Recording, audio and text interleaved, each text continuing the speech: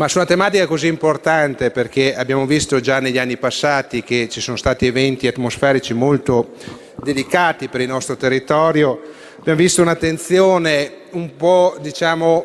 di miopia da parte di alcuni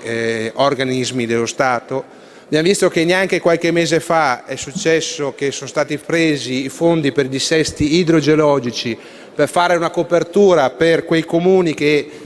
sono stati sciolti anche per mafia e sono andati in default perché hanno avuto più debiti che copertura. Dunque veramente non si possono utilizzare i pochi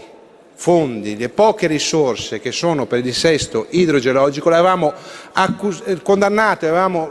sollevato la nostra contrarietà a usare quei fondi per fare delle coperture non consone.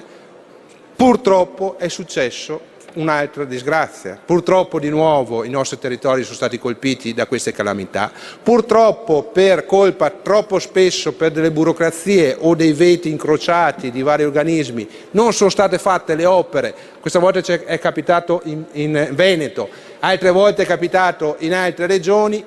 Dobbiamo muoverci, dobbiamo trovare tutti insieme una soluzione per dare delle risposte concrete al nostro territorio, per dare la possibilità ai nostri territori di essere in sicurezza. Dobbiamo cambiare forse anche delle leggi che erano state fatte magari negli anni passati per tutelare l'ambiente, penso al drenaggio e alla pulitura dei fiumi, dell'alveo dei fiumi, che forse una volta era troppo utilizzato in modo aggressivo dal punto di vista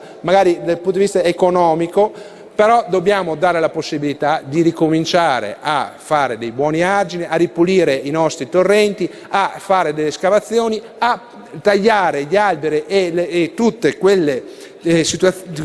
vegetazioni che sono dentro l'alveo che possono creare dei problemi. E se ci sono, come ci sono dei progetti ormai anche vecchi di tanti anni che servono per dei bacini di eliminazione, prenderli in carico. Dunque veramente io mi unisco alle parole del collega, ma penso che tutti i colleghi di qualsiasi partito, di qualsiasi regione siano consci che finalmente dobbiamo trovare uno strumento veloce e concreto per far sì che queste disgrazie non ci succedano più.